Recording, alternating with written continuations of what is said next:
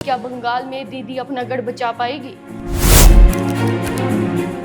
क्या केरला में पिनरई विजयन का साम्राज्य बरकरार रहेगा?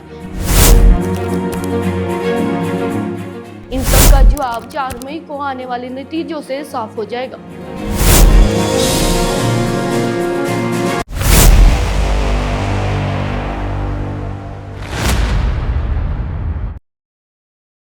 देश की राजनीति में अब चुनावी माहौल तेज होने वाला है। 5 राज्यों में विधानसभा चुनाव का ऐलान हो चुका है। कल इलेक्शन कमीशन ऑफ इंडिया ने प्रेस कॉन्फ्रेंस कर चुनाव की तारीख का ऐलान कर दिया है। इसके साथ ही इन राज्यों में आचार संहिता भी लागू कर दी है, यानी अब सरकार कोई नई घोषणा या नई योजना शुरू नहीं कर सकेगी। इन चुनाव में वेस्ट बंगाल, तमिलनाडु, केरला, असम और पुडुचेरी की कुल 824 विधानसभा सीटों पर वोटिंग डाली जाएगी।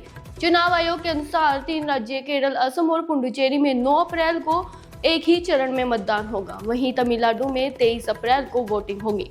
सबसे ज्यादा चर्चा पश्चिम बंगाल के चुनावों की हो रही है, जहां मतदान 2 चरणों में होगा। पहला चरण 23 अप्रैल को और दूसरा चरण 29 अप्रैल को होगा।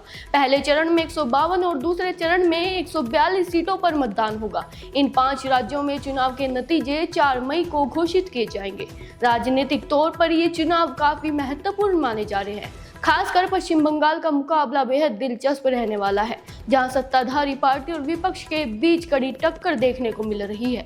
दूसरी तरफ तमिलनाडु, केरल और असम में भी राजनीतिक दलों ने अपनी अपनी तैयारी तेज कर दी है। अब आने वाले दिनों में नेताओं की रैली, जनसभा और चुनावी वादों का दौर भी शुरू हो जाएगा। यानी साफ है कि देश के इन 5 राज्यों में अब चुनावी माहौल पूरी तरह गरमाने वाला है।